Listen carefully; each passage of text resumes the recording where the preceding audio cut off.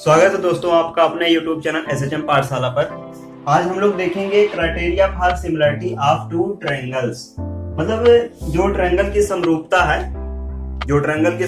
है उस किस तरीके से हो सकती है। जैसा कि हमने बताया था कि पहला जो है होना चाहिए कि their corresponding angles are equal, corresponding angles equal होने चाहिए। नंबर दूसरी condition their corresponding sides are proportional या फिर रेशियो होना चाहिए, एक सेम रेशियो होना चाहिए उनके करस्पॉन्डिंग साइड्स का। सिमिलरिटी यानी समरूपता किस तरीके से हो सकती है, तो समरूपता तीन तरीके बेसिकली होती है और भी थ्योरम्स इसके रिलेटेड आएंगे। तो पहला समरूपता हम लोगों को देखना है ए सिमिलरिटी, जिसको हम लोग कहेंगे एंगल यानी कोण समरूपता। ए सिमिलरिटी, अच्छा जो ए सिमिलरिटी होती है इसी को ए सिमिलरिटी भी कहा जाता है, इसको ए सिमिलरिटी भी कहा जाता है। मतलब तीन बार ए का मतलब तीनों एंगल सेम होने चाहिए, इक्वल हो जाए करस्पॉन्डिंग, तो वो सिमिलरिटी कहलाती है। लेकिन किसी भी ट्रायंगल में अगर दो ही एंगल यानी उसके केवल दो एंगल हम सिमिलर कर लें तो भी हम उसको सिमिलरिटी बोल सकते हैं।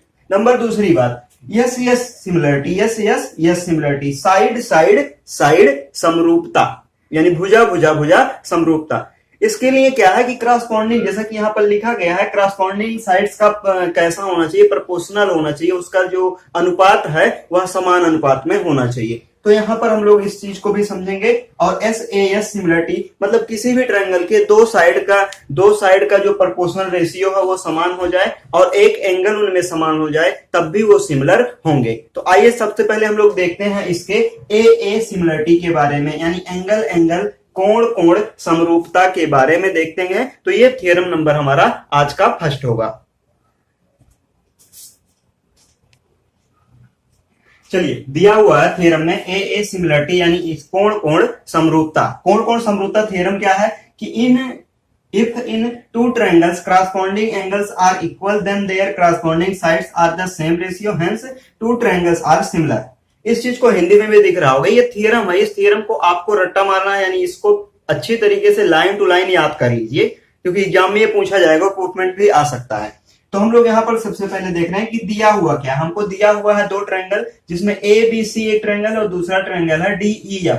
ये दोनों ट्रायंगल दिए गए हैं। इन्होंने बोला हुआ है कि अगर यहाँ पर हम लोग देखेंगे करस्पॉन्डिंग एंगल्स आर इक्वल, मतलब जो करस्पॉन्डिंग एंगल्स हैं वो इक्वल हैं, तो यहाँ पर लिखा गया है कि एंगल ए बराबर है एंगल डी के, और एंगल बी बराबर है एंगल ई के, और एंगल सी बराबर है एंगल एफ के। ये गिवन डाटा होगा। टू प्रूफ, हमको प्रूफ क्या करना है, हमको सिद्ध क्या करना है कि ये वाला ट्रायंगल इस वाले बड़े वाले ट्रायंगल के सिमिलर है। इतनी चीज हम लोग यहां से देख के लिखेंगे। आगे हम लोग हेडिंग डालेंगे कंस्ट्रक्शन, यानी इस ट्रायंगल को मैं बड़ा सा बना रहा हूं इन दोनों ट्रायंगल को, और आगे इसका प्रूफमेंट करवाते हैं। ये आपका थ्योरम है, हिंदी और इंग्लिश दोनों में दिख रहा होगा, आपको थ्योरम याद करना है।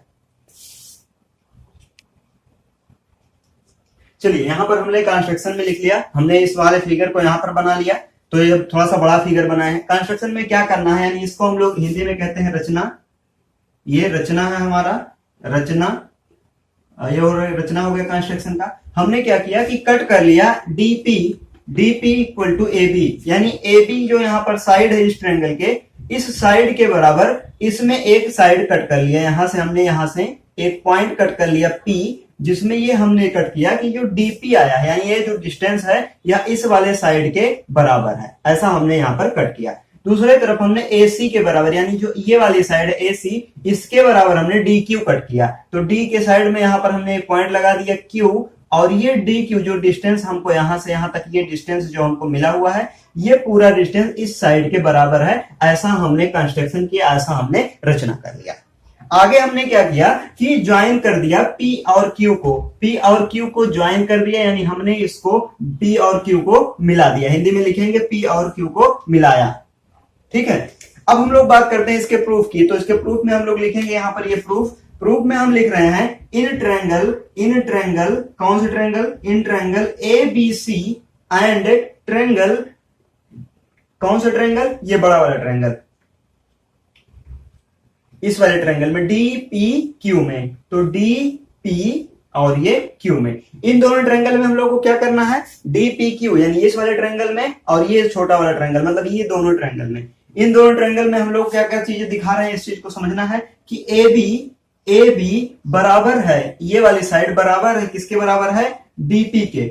इसी तरीके से हम लोग यहां पर ये भी लिखेंगे कि angle A equal to angle D, angle A equal to angle D. ये सही क्यों है, ये चीज क्यों है, रचना से, यानी हम लोग लिखेंगे बाय कंस्ट्रक्शन, जो हमने यहाँ पर कंस्ट्रक्शन किया था, रचना किया था, उससे हो गया। और ये क्यों है, क्योंकि ये दिया हुआ है, ये गिवन डाटा था हमारा, ये दिया हुआ है कि एंगल ये एंगल डी के बराबर है, ऐसा जो गिवन डाटा था उसमें दिया था। अच्छा, इधर भी देख सकते हैं कि हम लोग AC यानी AC इस वाले साइड के बराबर में हो गया, ये DQ, ये भी क्या है, रचना, ये रचना है हमारा। ये तीनों चीज मतलब ये दो साइड और एक एंगल बराबर हो गए, इक्वल हुए हैं, तो हम डायरेक्टली कह सकते हैं कि इन तीनों पॉइंट से अतः सो क्या कर ट्रायंगल ABC समरूप हो गया, समरूप नहीं हो गया, ये कांग्रुएंट हो गया। क्या हो गया, कांग्रुएंट हो गया ट्रायंगल DPQ के। कांग्रुएंट को हम लोग कैसे कांग्रुएंट हुआ यहां पर लिखेंगे, by SAS side angle side congruency के द्वारा ये दोनों ट्रायंगल यानी ये वाला ट्रायंगल कांग्रुएंट हो गए, यानी सर्वांग सम हो गए। हिंदी में लिखेंगे बाई SAS सर्वांग समता, और हिंदी इंग्लिश में लिखेंगे बाई SAS कांग्रुएंसी। ठीक है, तो ये दोनों जब कांग्रुएंस हो गए एक दूसरे के साथ, तो हम लोग यहां से क्या क्या चीजें लिख सकते हैं, ये दोनों ट्रायंगल अगर कांग्रुएंट हैं तो इसका मतलब ये हुआ कि क्या क्या चीजें इसमें हो सकती हैं, वही चीज हम लोग यहां पर देख रहे हैं। तो यहां पर हम इसको इरेज कर दे रहे हैं,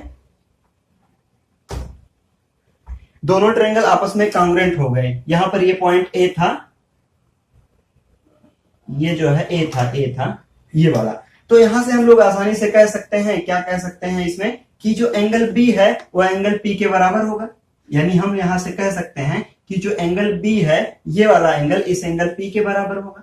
अच्छा, क्यों कहेंगे, क्योंकि ये दोनों ट्रायंगल हम आपस में क्या कर चुके हैं, कांग्रुएंट कर चुके हैं। कांग्रुएंसी कहती है कि क्रॉस बॉन्डिंग एंगल्स इक्वल होंगे, तो angle B equal to angle P हो गया। अच्छा, लेकिन दिया हुआ हमको क्या दिया हुआ है कि एंगल बी इक्वल है एंगल ई के।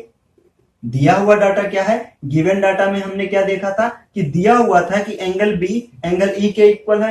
अतः यहां से हम कह सकते हैं इन दोनों कंक्लूजन के कि angle P equal to angle E, angle P equal to angle E, ऐसा हम कह सकते हैं कि नहीं कह सकते हैं इन दोनों स्टेटमेंट से, क्योंकि हम लोग यहां देख रहे हैं LHS दोनों में बराबर है, लेफ्ट हैंड साइड बायां पक्ष दोनों में बराबर है, तो हम यहां दोनों से कह सकते हैं कि ये angle P equal to angle E हो गया। जैसे ही एंगल P एंगल E के इक्वल हुआ, यहां से हम कह सकते हैं कि जो लाइन PQ है ये पैरेलल हो जाएगी लाइन EF के। ये दोनों आपस में पैरेलल हो गई लाइनें। हमने बताया था कि अगर कोई भी दो लाइनें पैरेलल हो जाती हैं किसी भी ट्रायंगल में, अगर उसके साइड को कट करने वाली लाइन किसी थर्ड साइड के पैरेलल हो जाती है, तो अकॉर्डिंग टू BPT यानी बेसिक प्रोपोर्शनल थ्योरम, जिसको हम लोगों ने थेल्स थ्योरम कहा था, उसके अनुसार हम लोग यहां से लिख सकते हैं कि यानी यहां से हम लोग लिख सकते हैं, क्या लिख सकते हैं, DP रेशियो लिखेंगे यहां से, DP अपॉन में पूरा का पूरा यहां लिख देंगे DE इक्वल टू, इधर कर देंगे, इधर आ जाएगा DQ, और अपॉन में पूरा लिखेंगे यहां से DF। अच्छा, हम क्या यहां पर प्रोपोर्शनल थ्योरम में हमने बताया था कि पूरी साइड भी हम ले सकते हैं और इतनी साइड का इतने के साथ भी रेशियो कर सकते थे, क्योंकि हमें ये दोनों ट्रायंगल, ये छोटा वाला ट्रायंगल इस बड़े वाले ट्रायंगल के प्रोपोर्शनल दिखाना है, इसको जो है समरूप दिखाना, सिमिलर दिखाना, इसलिए हम पूरे ट्रायंगल का ये बड़ा वाला साइड ले रहे हैं। ठीक है, तो हमने क्या देखा कि इन दोनों ट्रायंगल में यानी छोटे वाले ट्रायंगल और बड़े वाले ट्रायंगल, ये छोटा वाला ट्रायंगल इतना सा और इस बड़े वाले ट्रायंगल के लिए ये दोनों लाइनें सिमिलर हो गई हैं। अच्छा, ये बाय BPT यहां से हो जाता है, इसकी जगह पर हम लिख सकते हैं, यानी ये DB की जगह पर DP की जगह पर हम लिख सकते हैं AB, और अपॉन में यहां से लिख सकते हैं DE इक्वल टू DQ की जगह पर AC लिख सकते हैं, AC यहां पर लिख दिया हमने, और यहां से लिख देंगे DF। ये गिवन डाटा में हम लोग यहां से लिख सकते हैं कि जो AB है वह बराबर है DP के, और साथ ही साथ लिख देंगे कि AC जो है वो बराबर है DQ के। इतना चीज लिखने के बाद हम लोग यहां पर लिखेंगे सिमिलरली, इसी तरीके से सिमिलरली में हम लोगों को क्या लिखना है कि जो AB है, AB अपॉन में DE है, वह बराबर हो जाएगा, किसके बराबर हो जाएगा, BC बी सी और अपॉन में इसकी बड़ी वाली साइड, यानी यहां से हम लोग लिख सकते हैं डायरेक्टली ई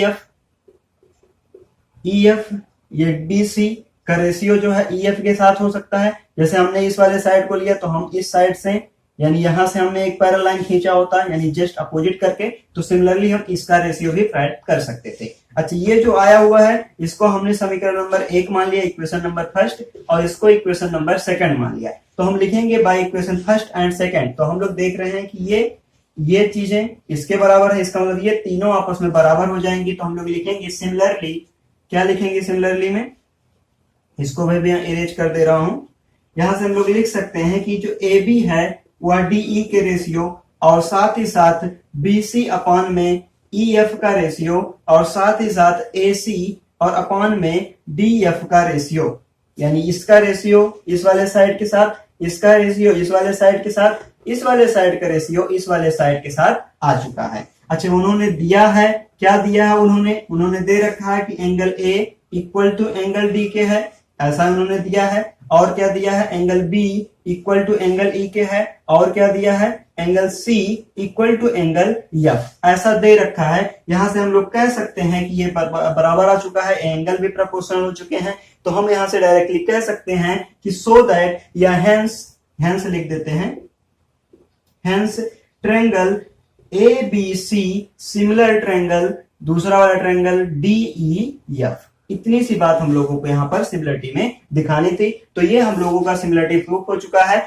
तो आगे हम लोग जो है दूसरा थ्योरम, यस थ्योरम देखते हैं।